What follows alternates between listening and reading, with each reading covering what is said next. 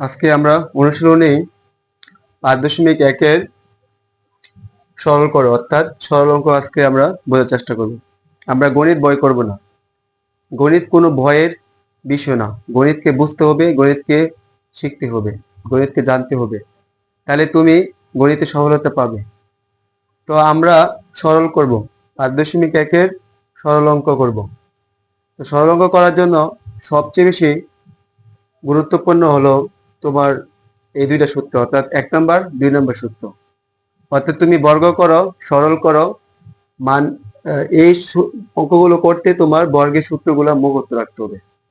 তো তোমরা সূত্রগুলো প্র্যাকটিস করবা, বাসায় প্রতিদিন একবার করে লিখবা, তারপরে মনে রাখার চেষ্টা করবা। পাশাপাশি আমার ম্যাথগুলো তোমরা দেখবা, তাহলে তোমরা ইজিলি অঙ্কগুলা সলিউশন করতে পারবা। তো দেখো 18 নম্বর বলছে, তো এখানে বলছে 5a + 3b whole square plus 2 into 5a + 3b into 4a - 3b plus 4a - 3b whole square. ঠিক আছে, তাহলে এখানে একটা রাশি দেওয়া আছে, তাহলে এই পুরোটা হলো কি একটা রাশি। তো এখন আমরা এটাকে আমরা ধরবো এ, মানে 5a + 3b, এই পুরোটাকে আমি এ ধরবো। তারপরে 5a + 3b এটাকে এ ধরবো। 4a - 3b এটাকে আমি কি ধরবো, ভি ধরবো। তারপরে 4a - 3b এটাকে আমি বি ধরবো। তাহলে দেখো 5a + 3b এটাকে আমি কি ধরলাম, এ ধরলাম। 5a + 3b এটাকে আমি কি ধরলাম, এ ধরলাম। 4a - 3b এটাকে আমি ভি ধরলাম। 4a - 3b এটাকে আমি কি ধরলাম, ভি ধরলাম। তাহলে আমরা লিখতে পারি যে মনে করি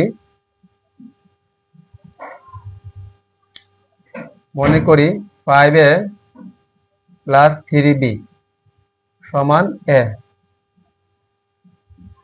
আর আমরা বি ধরছিলাম কাকে, 4a - 3b আমরা বি ধরেছিলাম, ঠিক না? তাহলে এটা হলো আমার একটা রাশি, তাহলে আমরা লিখতে পারি প্রদত্ত রাশি, প্রদত্ত রাশি। ঠিক আছে, তো এখন আমরা এই যে এটাকে আমরা কি ধরছিলাম, এ। 5a + 3b কে আমরা এ ধরছি, অর্থাৎ আমরা লিখতে পারি এ। তাহলে এর উপর কি আছে, একটা স্কয়ার আছে, তাহলে এ স্কয়ার প্লাস এই যে প্লাস। তারপর দেখো এখানে 2 দেওয়া আছে, এই যে 2 লিখলাম। তাহলে 5a + 3b এটাকে আমি কি ধরলাম, এ ধরলাম। আর 4a - 3b কে বি ধরলাম। তাহলে আমরা লিখতে পারি এ ইন্টু বি প্লাস, এই যে আমার প্লাস আছে, এই যে প্লাস। তারপরে 4a - 3b মানে বি, কি আছে, স্কয়ার। তাহলে লিখলাম বি স্কয়ার। সবাই বুঝতে পারছি? এরপরে দেখো A square plus 2ab plus B square. তোমরা বলো তো এটা কয় নম্বর সূত্রের মধ্যে আছে? এই যে তোমরা দেখতে পাচ্ছ 1 নম্বর সূত্রের মধ্যে কিন্তু আছে। তাহলে A square plus 2ab plus B square এটার মানে কি, এটা কার সূত্র, A plus B whole square সূত্র। তাহলে লেখো A plus B whole square, লেখো A plus B whole square, লেখছো? এখন লিখলাম A plus B whole square, ঠিক আছে। তাহলে এর মান কি, তাহলে এর মান আমরা কি ধরছিলাম, এ মানে 5a + 3b। তাহলে লেখো 5a + 3b প্লাস, তাহলে আমরা বি ধরছিলাম কাকে, এই যে 4a - 3b কে আমরা কি ধরছি, বি ধরছি। তাহলে বি এর মান লেখো 4a - 3b, ঠিক আছে। তাহলে এখানে কি আছে, হোল স্কয়ার, হোল স্কয়ার বসাও। এরপর দেখো এখানে প্লাসের 3টা, অর্থাৎ প্লাসের 3b মাইনাসের 3b। তাহলে প্লাসের 3টা মাইনাসের 3টা সমান সমান, অর্থাৎ কাটা। তাহলে এখানে কি থাকে, 5a, এখানে 4a, তাহলে টোটাল কত হলো, 9a। তাহলে আমরা লিখবো 9a স্কয়ার, অর্থাৎ হোল স্কয়ার। তাহলে 9 কে হোল স্কয়ার করবো, তাহলে 9 হোল স্কয়ার মানে কি বলতো? তাহলে এটা দেখো এদিকে 9 হোল স্কয়ার, অর্থাৎ 9 9a হোল স্কোয়ার মানে 9a গুণ 9a, ঠিক আছে। হোল স্কোয়ার মানে বা স্কোয়ার মানে কয়টা? দুইটা। কোন অবস্থায় থাকবে? গুণ অবস্থায় থাকবে। ওকে, তাহলে 9 আর 9 গুণ করলে কি হয়?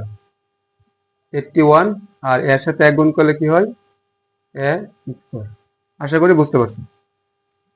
তাহলে আমরা এখানে লিখব যে 81 a স্কোয়ার, এটাই অ্যান্সার, ঠিক আছে। অর্থাৎ 81 a স্কোয়ার, এটা হলো আমার অ্যান্সার। তারপরে 21 নাম্বারটা সেম, 1 মিনিটে তোমরা বুঝতে পারবে। তাহলে 18 নম্বরের মতে প্রথমে তুমি এটাকে ধরবা, এটা মনে করবা a, ঠিক আছে। আর এটা কি মাইনাস, এটা কি প্লাস, তাহলে প্লাসটাকে ধরবা b।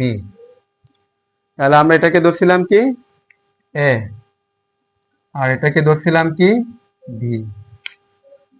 তাহলে আমরা মনে করি, প্রথমে লিখবো মনে করি। ওকে, তো মনে করি। তাহলে আমরা কি বলছিলাম যে 5x মাইনাস 2 কে আমরা বলছিলাম যে এটা a, এবং 5x প্লাস 7 আমরা বলছিলাম কি যে এটা হলো b। এটা সাময়িক সময়ের জন্য, ঠিক আছে। তাহলে আমরা বলতে পারি যে এটা একটা রাশি। 21 নাম্বার যে টোটাল অঙ্কটা, এটা একটা রাশি, অর্থাৎ আমরা লিখবো প্রদত্ত রাশি, প্রদত্ত রাশি, মার্কারে কালি কম। তাহলে প্রদত্ত রাশি অর্থাৎ আমরা এটাকে বলতে পারি কি a, তাহলে এর উপর কি আছে স্কোয়ার প্লাস, তারপরে দেখো 5x প্লাস 7 এটা কি b, এই যে b স্কোয়ার মাইনাস, তাহলে এখানে কি আছে 2, এখানে আমরা ধরছি a, এটাকে ধরছি কি b, তাহলে আমরা লিখবো 2ab, ঠিক আছে। এবার তোমরা নিজেরা বলো তো যে a square plus b square minus 2ab এই 5টা সূত্রের মধ্যে আছে কিনা? হ্যাঁ আছে। কোনটা? এটা হলো 2 নাম্বারটা, ভালো করে দেখো। a square plus b square, এই যে a square plus b square, আর এটা কি মাইনাস 2ab, এই যে মাইনাস 2ab, মানে এটা একটু আগে পিছে হয়েছে আর কি। তাহলে a square plus b square minus 2ab, অর্থাৎ এটা কার সূত্র? a minus b whole square সূত্র। তাহলে আমরা লিখবো a minus b whole square. Okay, তাহলে এর মান, তাহলে a মানে কি? a মানে 5x মাইনাস 2, তাহলে আমরা এর মান লিখে দিই 5x মাইনাস 2। তারপর বলছি কি মাইনাস, এই যে আমরা দিলাম মাইনাস। b কি? b মানে কি 5x, তাহলে 5x কি অবস্থায় আছে? প্লাস অবস্থায় আছে, তাহলে এটা কি হবে? মাইনাস হবে। এখন যেহেতু আমার এখানে মাইনাস b, অর্থাৎ b এর মান বসাবো, তাহলে b এর মান যখন বসাবো তখন কি হবে? b এর মানগুলো মাইনাস অবস্থায় বসবে, অর্থাৎ প্লাস থাকলে মাইনাস 5x, প্লাস 7 থাকলে এখানে কি হবে? মাইনাস 7 হবে হোল স্কয়ার।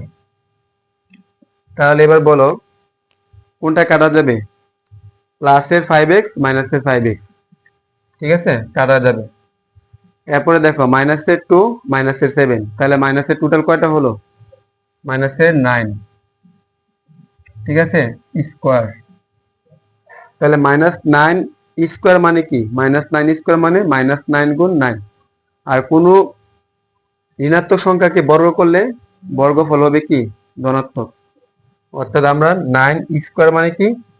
81, ঠিক আছে, এটা হলো অ্যান্সার। তো এরকম তোমরা নতুন নতুন ভিডিও পেতে তোমরা আমার ফেসবুকের পাশেই থাকো আর আমাকে ফলো করো, তাহলে আরো নতুন কিছু নিয়ে আসবো। সবাই ভালো থাকো, সুস্থ থাকো, আর অঙ্ককে ভয় নেই, অঙ্ককে বোঝার চেষ্টা করো, অঙ্ক প্র্যাকটিস করো, ইনশাল্লাহ তোমরা সফলতা অর্জন করতে পারবে।